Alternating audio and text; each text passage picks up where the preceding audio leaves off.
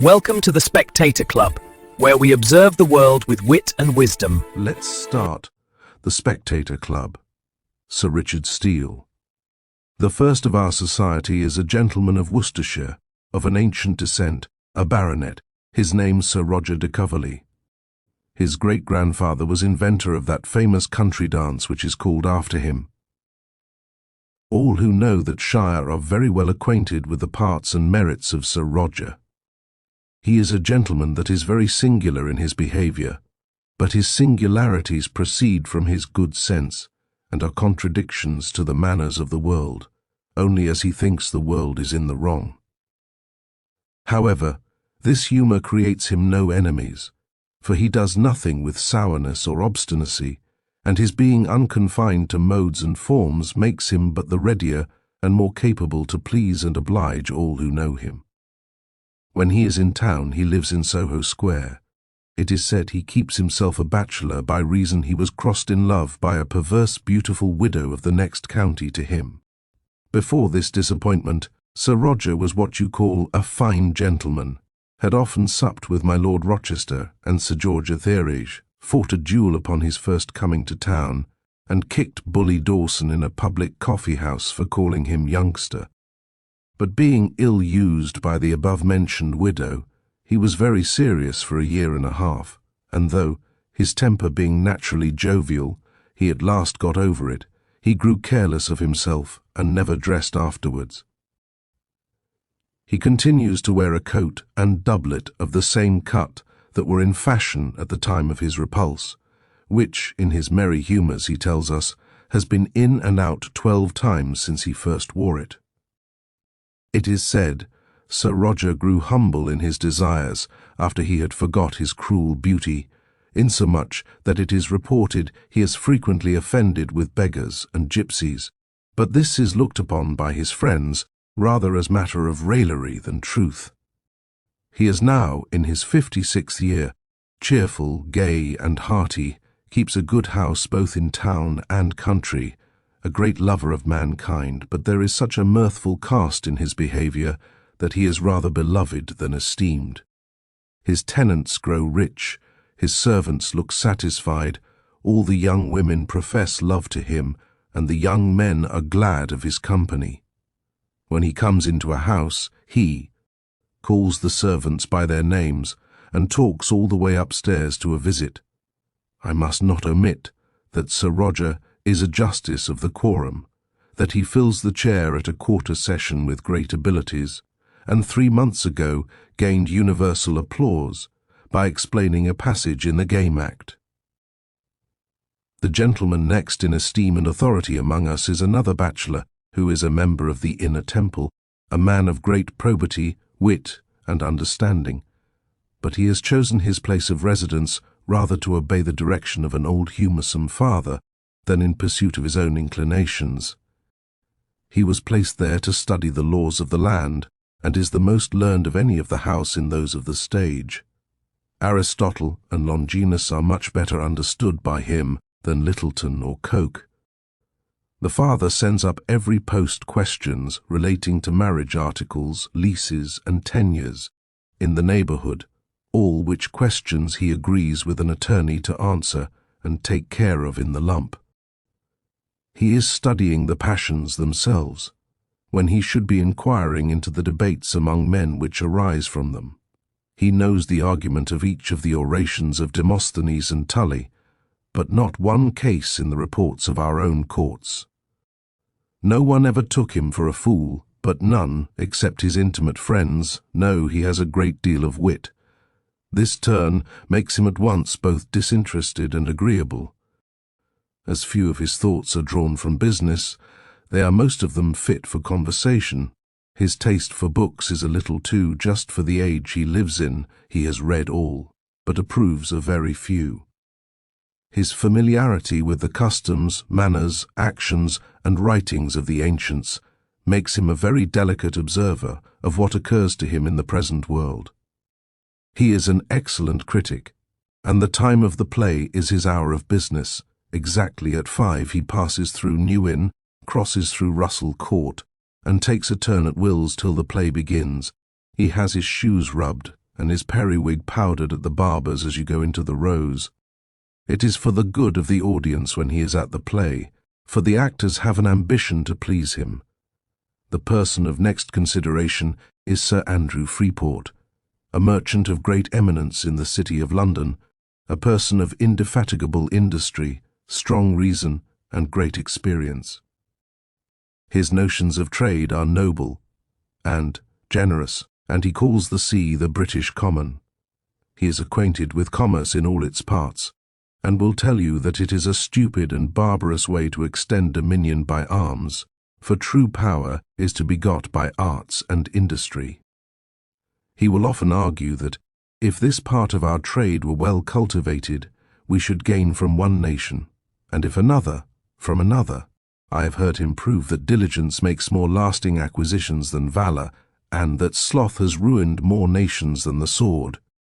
He abounds in several frugal maxims, amongst which the greatest favourite is, "A penny saved is a penny got, a general trader of good sense is pleasanter company than a general scholar," and Sir Andrew having a natural unaffected eloquence, the perspicuity of his discourse gives the same pleasure that wit would in another man.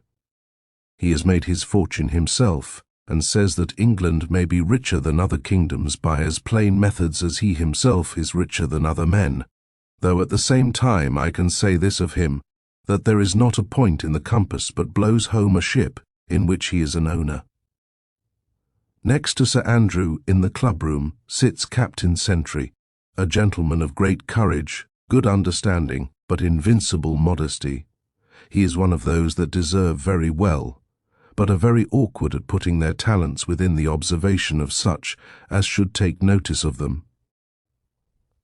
He was some years a captain, and behaved himself with great gallantry in several engagements and at several sieges, but having a small estate of his own, and being next heir to Sir Roger, he has quitted a way of life in which no man can rise suitably to his merit, who is not something of a courtier as well as a soldier.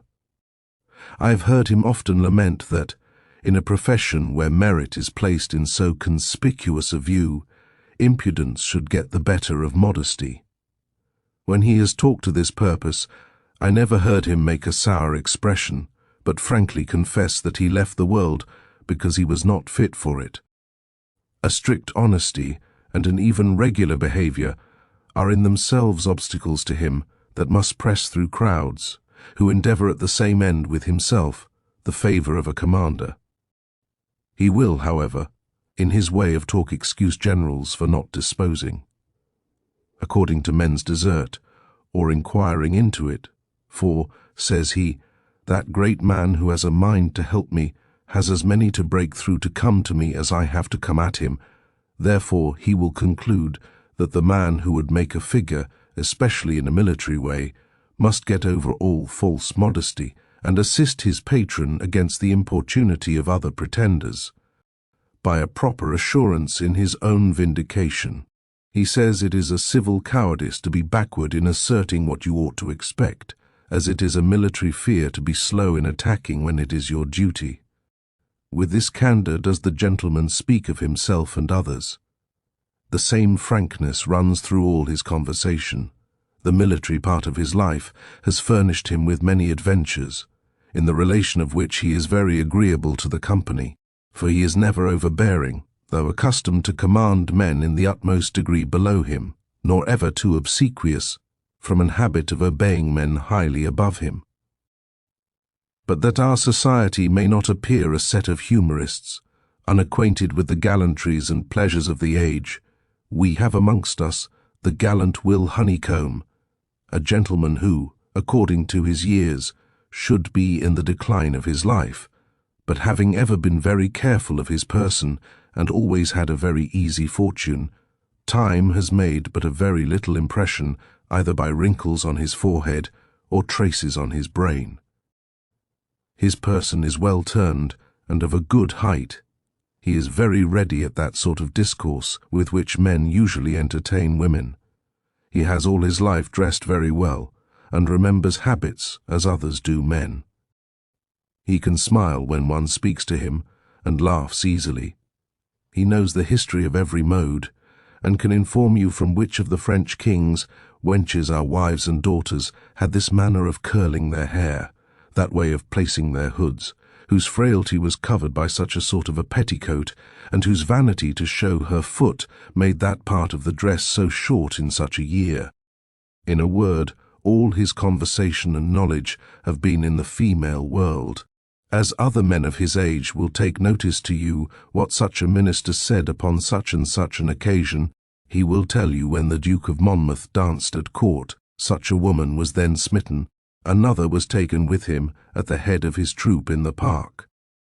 In all these important relations, he has ever about the same time received a kind glance, or a blow of a fan from some celebrated beauty, mother of the present Lord such a one. If you speak of a young commoner that said a lively thing in the house, he starts up, he has good blood in his veins, Tom Mirabell begot him, the rogue cheated me in that affair, that young fellow's mother used me more like a dog than any woman I ever made advances to. This way of talking of his very much enlivens the conversation among us of a more sedate turn, and I find there is not one of the company but myself, who rarely speak at all, but speaks of him as of that sort of a man who is usually called a well-bred fine gentleman. To conclude his character, where women are not concerned, he is an honest worthy man. I cannot tell whether I am to account him, whom I am next to speak of, as one of our company, for he visits us but seldom. But when he does, it adds to every man else a new enjoyment of himself. He is a clergyman, a very philosophic man, of general learning, great sanctity of life, and the most exact good breeding. He has the misfortune to be of a very weak constitution, and consequently cannot accept of such cares and business as preferments in his function would oblige him to. He is therefore among divines what a chamber counsellor is among lawyers. The probity of his mind and the integrity of his life create him followers, as being eloquent or loud advances others. He seldom introduces the subject he speaks upon, but we are so far gone in years that he observes, when he is among us, an earnestness to have him fall on some divine topic, which he always treats with much authority, as one who has no interest in this world, as one who is hastening to the object of all his wishes, and conceives hope from his decays and infirmities. These are my ordinary companions,